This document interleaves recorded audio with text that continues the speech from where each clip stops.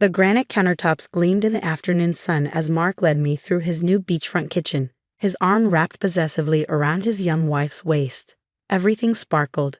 The stainless steel appliances, the crystal chandelier, even Jessica's massive diamond ring. "Beautiful, isn't it?" he asked, gesturing proudly at the ocean view. "Your mother would have loved it."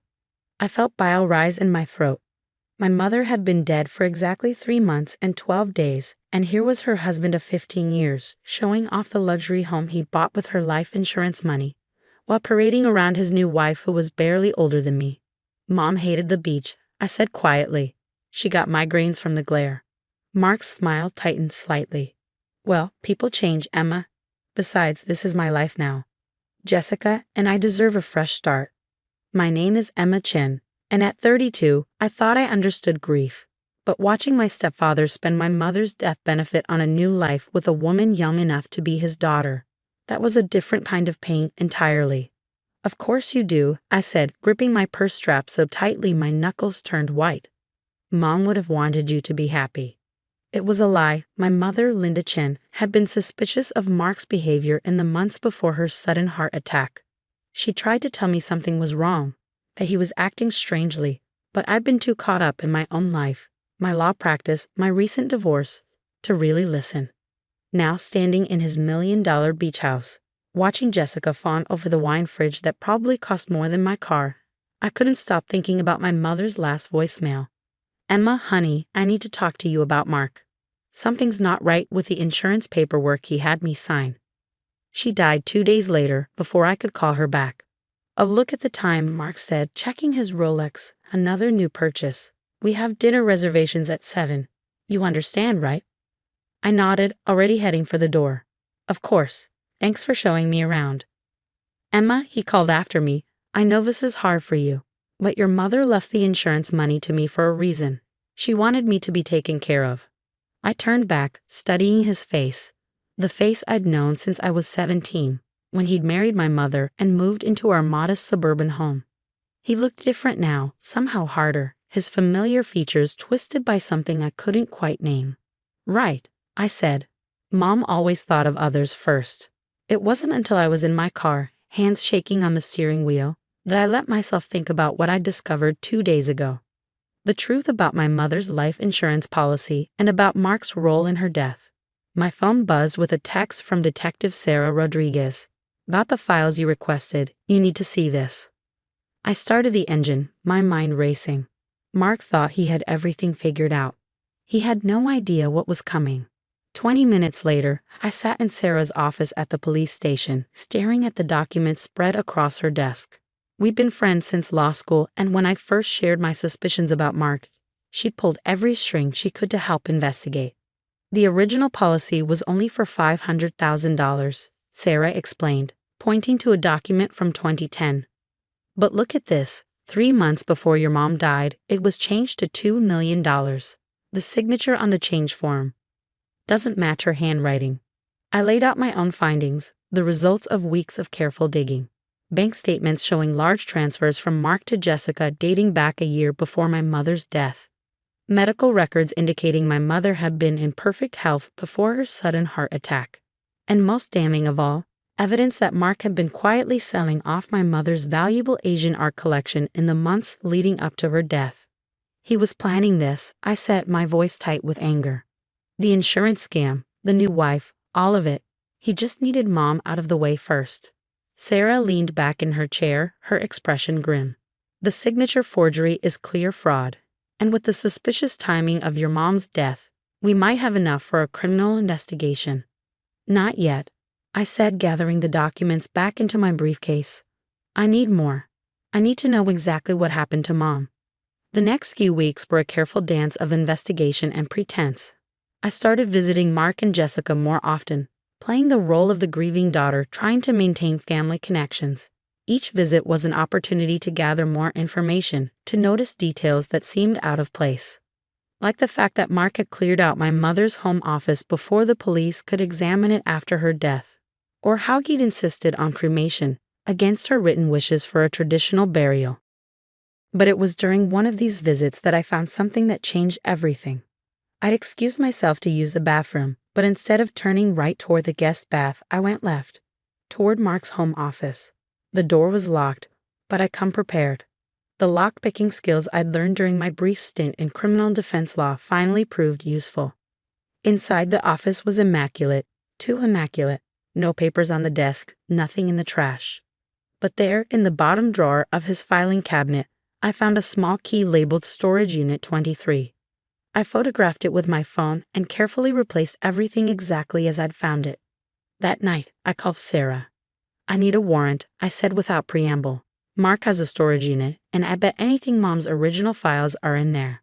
"The signature fraud isn't enough for a judge," she replied. "We need more." "Then we'll get more," I said, an idea forming. "How do you feel about some undercover work?" The plan was simple but risky. Sarah would pose as a potential buyer interested in the beach house. Mark had recently listed it, claiming he and Jessica wanted to travel the world. During the showing, she'd accidentally discover something that would give us probable cause for a broader search warrant. What we didn't expect was for Jessica to be the one to crack. Sarah was touring the house, asking all the right questions about the property's history, when she casually mentioned reading about the previous owner's death. "Such a tragedy," she said, watching Jessica's reaction carefully. "Heart attack, wasn't it? And so sudden." Jessica's perfectly maintained facade slipped for just a moment. "I told him it was too much," she whispered, more to herself than to Sarah. "The medicine. I said it was too risky." Sarah pressed her advantage. "I'm sorry, what medicine?" Jessica's eyes widened as she realized what she'd said. "Nothing. I need to make a call. The showing is over." But it was too late. Her slip was exactly what we needed. Within hours, Sarah had a warrant not just for the storage unit, but for all of Mark's properties and financial records. What we found in Storage Unit 23 made my blood run cold. Stacked neatly in a fireproof safe were documents detailing everything. The original insurance policy, emails between Mark and Jessica dating back 2 years, and most damning of all, receipts for heart medication that had never been prescribed to my mother. The same medication that, in high doses, could trigger a fatal heart attack while leaving almost no trace. I sat in my apartment that night, surrounded by copies of the evidence, my hands shaking as I read through the emails between Mark and Jessica. They'd been planning this for months, maybe years. The insurance scam was just part of it. They'd systematically stolen and sold off my mother's art collection, piece by piece, building up a nest egg for their new life together. My phone buzzed with a text from Mark. "Coming by for dinner tomorrow? Jessica's making her famous lasagna." I stared at the message, thinking about my mother's last voicemail, about her suspicions that had gone unheard, about how she must have felt in those final days, realizing something was wrong but not knowing exactly what. "Wouldn't miss it," I typed back. Tomorrow Mark would learn exactly what it felt like to have everything taken away. The lasagna sat untouched on Mark's elaborate dining table as 3 sharp knocks echoed through the beach house. Jessica jumped slightly, her wine glass clinking against her plate. "Are we expecting someone else?" she asked Mark, who had gone pale. "Police. We have a warrant." Detective Rodriguez's voice carried clearly through the front door. Mark stood so quickly his chair toppled backward. "Emma," he said, his voice tight with sudden understanding. "What did you do?" I took a slow sip of water, maintaining eye contact as footsteps approached the dining room. "I did what Mom would have wanted. I found the truth." Sarah entered first, flanked by 2 uniformed officers. She held up a document. "Mark Thompson, we have a warrant to search these premises in connection with the death of Linda Chen and suspected insurance fraud." Jessica burst into tears, mascara streaming down her face. "Mark, you said nobody would find out. You promised." His face contorted with rage. "Shut up, Jessica." But it was too late. As the officers began their search, I pulled out my phone and played the recording I'd made of our entire dinner conversation, including Mark's casual admission about changing Mom's insurance policy for her own good. "You recorded me?" he snarled, lunging across the table. The officers grabbed him before he could reach me.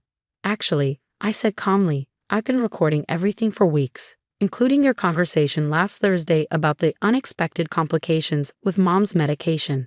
The color drained from his face. "You can't prove anything." I opened my briefcase and started laying out documents one by one. The forged insurance documents, Bank records showing transfers between you and Jessica dating back 2 years. Receipts for heart medication that was never prescribed to Mom. And I pulled out one final paper with a flourish, a very interesting statement from Jessica's ex-roommate about your relationship timeline. Jessica collapsed into her chair, sobbing harder. I'm sorry, I'm so sorry. He said it would be easy. Just sign some papers, play along. I didn't know he was going to murder my mother. I finished for her. Funny how greed works, isn't it? Mark struggled against the officers holding him. You ungrateful little bitch. After everything I did for you and your mother. Like slowly poisoning her with unprescribed heart medication. Sarah cut in, snapping handcuffs around his wrists. Yes, we found the bottles in your storage unit, along with Linda's original insurance documents and quite a collection of forged paperwork. As they led Mark away, he kept shouting about betrayal and ingratitude. Jessica was arrested too, though her hysterical cooperation would probably earn her a lighter sentence. I stayed behind as the police searched the house, watching them bag evidence and take photos. In the master bedroom, they found my mother's missing jewelry, pieces Mark had claimed she'd donated to charity before her death. Sarah found me staring at Mom's jade pendant, now sealed in an evidence bag. You okay? I nodded slowly. I just keep thinking about her last voicemail. If I'd called her back. Hey, Sarah squeezed my shoulder. Don't do that to yourself. You got justice for her. That's what matters. The next few months were a blur of legal proceedings. Mark, faced with overwhelming evidence, tried to blame everything on Jessica. She, in turn, provided state's evidence against him, detailing their 2-year affair and his elaborate plan to kill my mother for the insurance money. The trial was surprisingly quick. Mark was sentenced to life in prison for first-degree murder, with additional charges for fraud and theft. Jessica got 5 years for her role in the conspiracy. The insurance company reversed the policy changes, awarding me the original $500,000 benefit as my mother's sole heir. I used part of it to establish a scholarship in her name at the local university's art history department, her lifelong passion that Mark had tried to erase.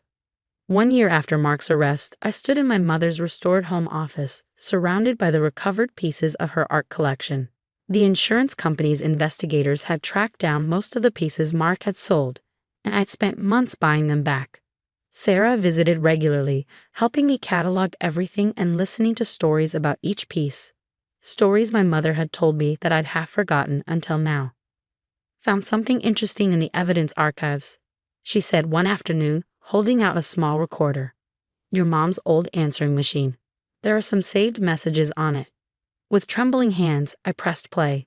My mother's voice filled the room. Emma, honey, it's Mom. I've been thinking about what you said last week, about how it's never too late to start over. You were right. I've made an appointment with a lawyer to change my will and insurance documents. I don't trust Mark anymore, and I need to protect what's yours. Call me back when you can. I love you. Tears rolled down my cheeks as the message ended. She'd known. She tried to fix things to protect me, right until the end. She'd be proud of you, Sarah said softly. You know that, right? I nodded, placing the recorder among my mother's beloved art pieces. I know, I just wish that you could tell her one more time how much you love her. That and how sorry I am for not listening sooner. Sarah smiled gently. I think she knew. Mothers always know. The doorbell rang. The realtor I'd hired to sell Mark's beach house. The proceeds would go to a domestic violence shelter, helping other women escape toxic relationships before it was too late. As I walked through the house one last time before the showing, I paused in the kitchen where Mark had once showed off his ill-gotten gains. The granite countertops no longer gleamed with quite the same sinister pride. Instead, they reflected the afternoon sun in a way that reminded me of my mother's smile. I placed her jade pendant on the counter, the last piece of evidence returned by the police. Its green surface caught the light, throwing patterns on the wall like the ones that used to dance in her home office when she'd tell me stories about each piece in her collection. We did it, Mom, I whispered, touching the cool stone one last time before placing it in my pocket. We made things right. The case made headlines, of course. Daughter uncovers stepfather's deadly insurance scam and justice served. Murder for money plot exposed. But those headlines missed the real story. This wasn't just about money or justice or even revenge. It was about preserving my mother's legacy, protecting the things she'd loved, and making sure her story wasn't erased by the man who tried to steal everything she was. As I locked up the beach house one final time, I thought about new beginnings. Mom had been right. It's never too late to start over. But sometimes, before you can move forward, you have to fight for the truth about the past. I fingered the jade pendant in my pocket, feeling its familiar weight. Some things I'd learned are worth fighting for. Some truths need to be told. And some legacies deserve to be protected, no matter the cost. The sun was setting over the ocean as I drove away, casting long shadows across the road. But for the first time since my mother's death, I wasn't afraid of the darkness. I had found my way through it, carrying her light with me, and that light, I knew now, would never fade.